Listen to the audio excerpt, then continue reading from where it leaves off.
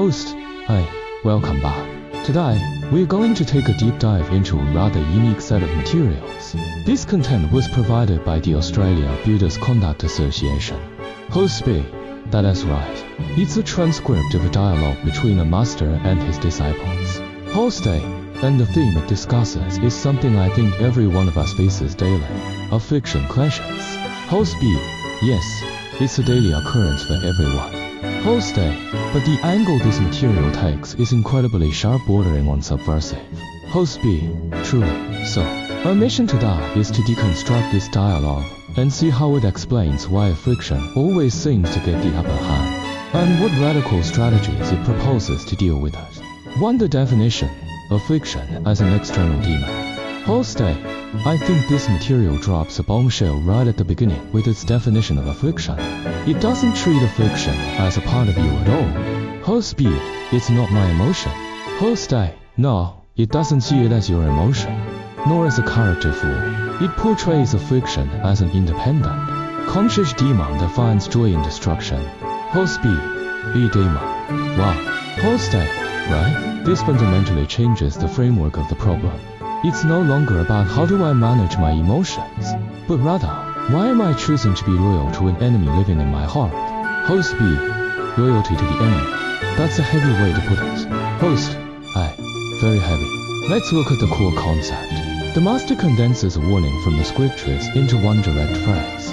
As soon as a thought arises, affliction has already started first. Host B, that's a very vivid image. Host A, it means the moment a thought pops up, maybe before it even fully forms, the affliction is already there waiting for you. Like a bandit ready to hijack a car. It's not a reaction that happens after you think. It's a pollutant planted at the very starting point of your thinking. It pollutes your motivation and your judgment. Everything you think next happens under its influence.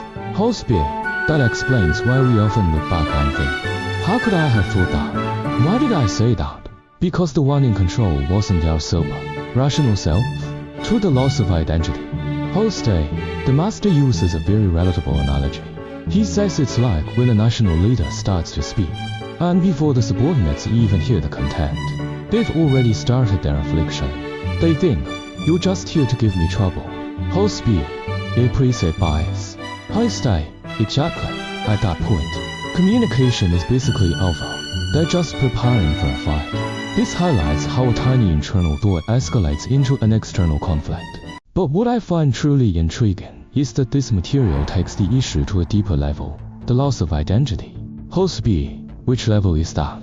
Host A, the master suggests that if a person doesn't know their identity, if they are confused about what they should and shouldn't do, the world falls into chaos. To emphasize the importance of rules and duty, he even uses extreme examples like incest between parents and children. Host B, that's a very intense, almost sensational example. Host A, it is. But the intent is clear. When we are dominated by affliction, we lose our identity as rational people with standards. In that moment, you are no longer a father, a professional, or a friend. You are just a puppet driven by affliction. Your behavior serves only one purpose: to mess things up. Create the diagnosis: an acute mental illness. Host A, this next part is where the material really makes your skin crawl. The dialogue describes affliction as a force that pushes you forward, guaranteeing that you will fail. Host B, guaranteeing it? Host A, yes, it is called a demon. And when this demon appears, the master's advice is absolute. You must not move. Host B, why not move? Host A, because according to this logic, the demon pollutes everything the moment you act or move. Your facial expressions, your words, and your movements. Any reaction made in a state of affliction, no matter how justified you think you are, is destined to be destructive. Host B, one disciple in the dialogue describes the feeling as, my nerves just won't twist back. Host A, exactly. Nerves won't twist back. We've all felt that where your brain is in a knot. You know it's wrong, but you're stuck. Host B, the master's diagnosis is even more direct. He says, that is having a medical episode. He views it entirely as an acute mental illness attack. Host A, since it's an episode, the proposed cure isn't psychological counseling. It is physical isolation. Host B, physical isolation. Host A, yes, locking yourself in a little dark room until you return to a disease-free state. This isn't about injuring or suppressing. It's about total isolation to deny the symptoms a stage to perform on. 4 radical tactics: acting and face slapping. Host B. Viewing affliction as a disease is interesting. But does the traditional remedy of patience still work in this theory? Host A. That's what they explore next. A disciple mentions forbearance and gentleness as a classic remedy. But the master's interpretation completely flips the common understanding. Host B. Hustle. Host A. To him, patience isn't passively taking a hit or not hitting back.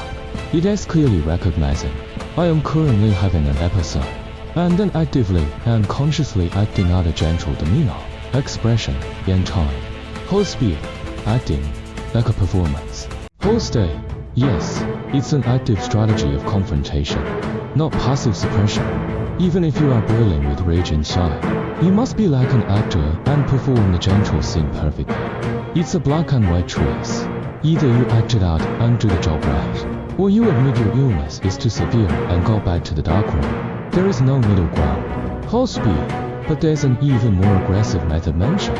Host A. Right? When a disciple asks if there's a way to beat the affliction out, the master suggests slapping your own face. Host B. Slapping your own face. That sounds violent. Isn't that self-harm? Host A. The logic behind this extreme behavior is that you must use a strong physical shock to break the momentum of the affliction's out-of-control fire. They believe the habitual force of affliction is too strong. Just thinking positively won't work. You have to slap it away. Host B. Does it actually work? Host A. The disciple in the dialogue shares his experience.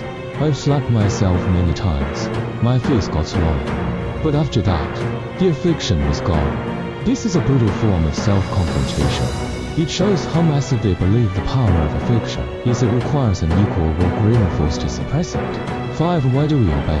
Host B. The master also debunks a common excuse, blaming a bad connection from past lives for why we dislike someone. Host A. Right?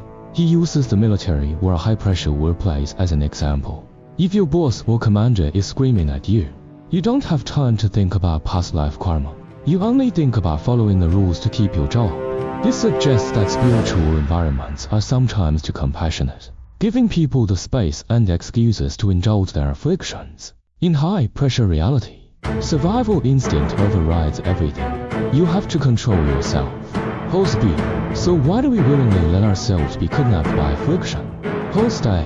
The master points out that people act out or become aggressive often because of deep-seated inferiority.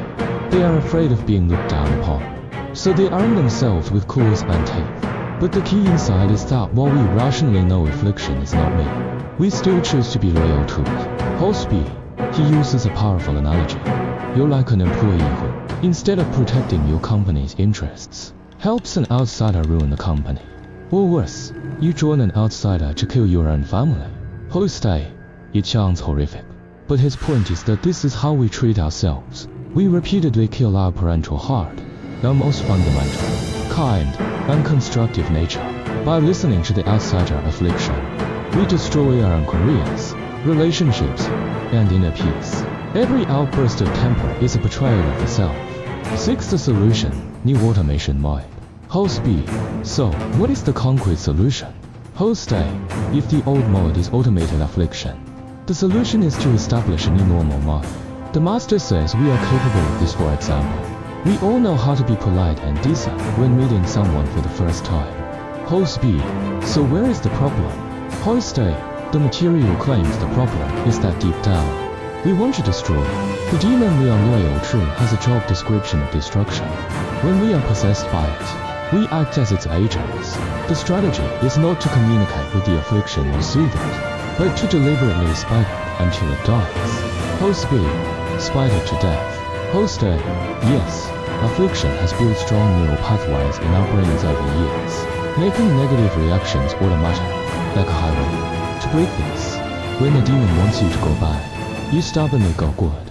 If it tells you to go east, you go west. If the demon says, I'm angry, you reply, good. Start angry. It's better if you're miserable. You starve it of energy until it withers and dies. 7D Action Guide. Hold speed. The master ends with a very specific, almost military-style training manual. Hold stay. It's very disciplined. Write down standards every day. Write down in black and white exactly what your ideal demeanor, expressions, and words should look like. This turns a vague concept into a measurable goal. Fixed execution. Practice daily according to that chart, like an actor rehearsing lines or a soldier drilling. Repeat until it becomes new muscle memory. Self-punishment.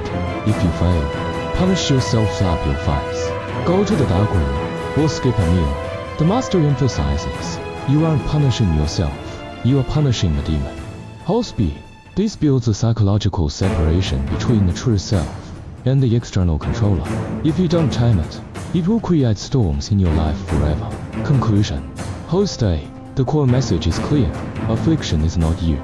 It is a destructive intruder that we mistakenly choose to serve. Hold speed. And winning this war requires a battle of willpower and a nearly brutal level of discipline to rewrite our automated behaviors. Hold stay. The master ends with a haunting thought. You will understand the logic. The problem is you still choose to be real to affliction. Hold speed. This leads us with a final reflection. Perhaps we aren't innocent victims of our emotions. Perhaps we are willing accomplices. Hold stay. Next time you feel anger, frustration, or impatience, pause for a second. Ask yourself, in this moment, who am I truly loyal to? Is it my love goals, my inner peace, and the people I love? Or is it that demon called affliction?